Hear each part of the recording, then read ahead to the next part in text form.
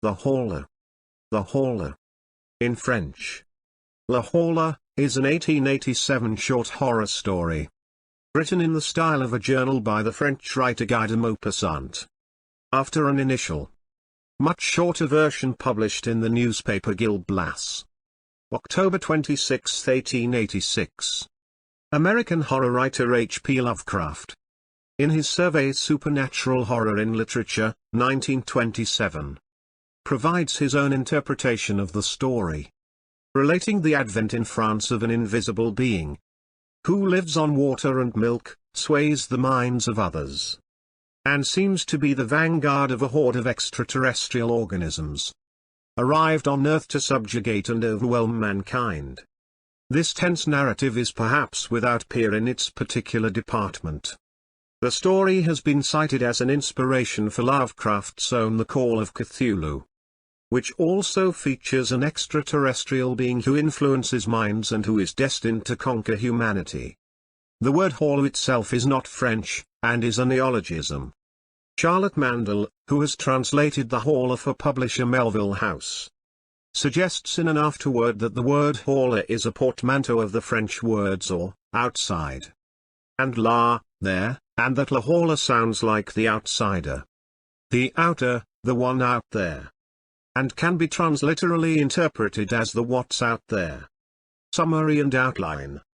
In the form of a journal, the narrator, an upper-class, unmarried, bourgeois man, conveys his troubled thoughts and feelings of anguish. This anguish occurs for 4 days after he sees a superb three-mast Brazilian boat, and impulsively waves to it, unconsciously inviting the supernatural being aboard the boat to haunt his home. All around him, he senses the presence of a being that he calls the Horla. The torment that the Horla causes is first manifested physically. The narrator complains that he suffers from an atrocious fever, and that he has trouble sleeping.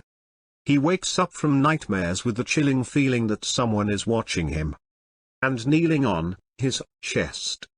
Throughout the short story, the main character's sanity, or rather, his feelings of alienation, are put into question as the Horla progressively dominates his thoughts. Initially, the narrator himself questions his sanity, exclaiming, "Am I going mad?" after having found his glass of water empty, despite not having drunk from it. He later decides that he is not, in fact, going mad, since he is fully conscious of his state, and that he could indeed analyze it with the most complete lucidity. The presence of the Horla becomes more and more intolerable to the protagonist, as it is watching, looking at, and dominating him. After reading about a large number of Brazilians who fled their homes, bemoaning the fact that they are pursued, possessed, governed like human cattle by a species of vampire, which feeds on their life while they are asleep, and drinks water, the narrator soon realizes the Horla was aboard the Brazilian three-mast boat that he had previously greeted. He feels so lost and possessed to the point that he is ready to kill either the Horla or himself.